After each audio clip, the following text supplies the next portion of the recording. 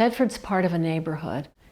In the beginning, when we were first opening, it was very hard for people. They didn't know what it meant to have an assisted living there, what it would meant to have strange people come to work there.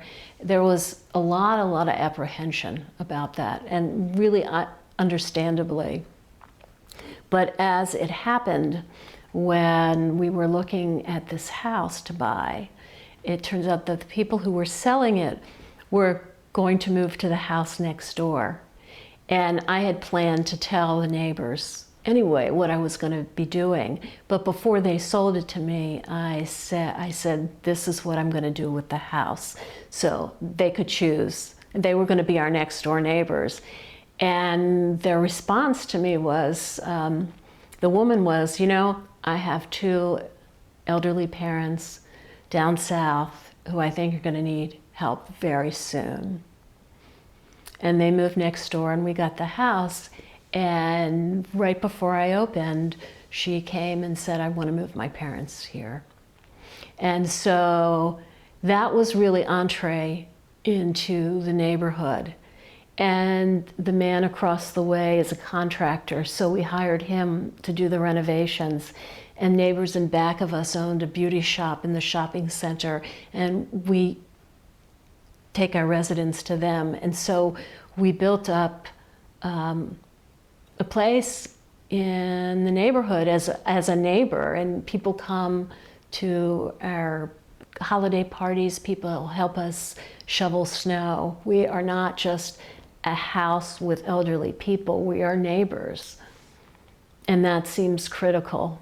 The children of elderly parents with dementia, they really need a break. They need to feel like they can go on with their lives and that their parent, in whatever capacity, is still having a life. They're having a life in this house.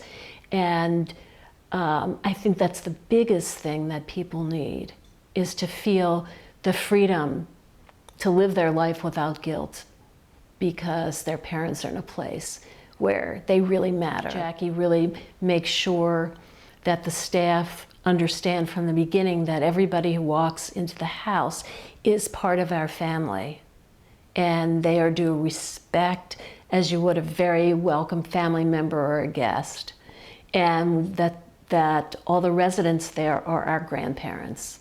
There's no separation. This could be our grandparent. And for me now, as I've done this, I look at my residents and I can say, this might be me. And what do I want if this is me? We had this wonderful woman named Gertie, and she'd been living with her son and his family, and they were extremely nervous about moving her in. And she was a really fierce and independent woman, and it was a lot of no's. And what we did is that we invited her, Gertie, we had met her, we invited her out to lunch, and we had lunch together, and while we were all having lunch, the family unloaded all the furniture, and it looked exactly like her bedroom in their house. And that night, when she said, I need to go home, we said, okay, and we walked her down to her bedroom. We opened the door, and she looked in and she said, thank you. So in that case, we could completely replicate her bedroom with paintings on the wall, everything. And so for her, there was no transition. I think the core value is that everybody is connected, and there's no reason why we can't all work together. I mean, we work together raising children. We need to do the same for accompanying older people at the end of their life.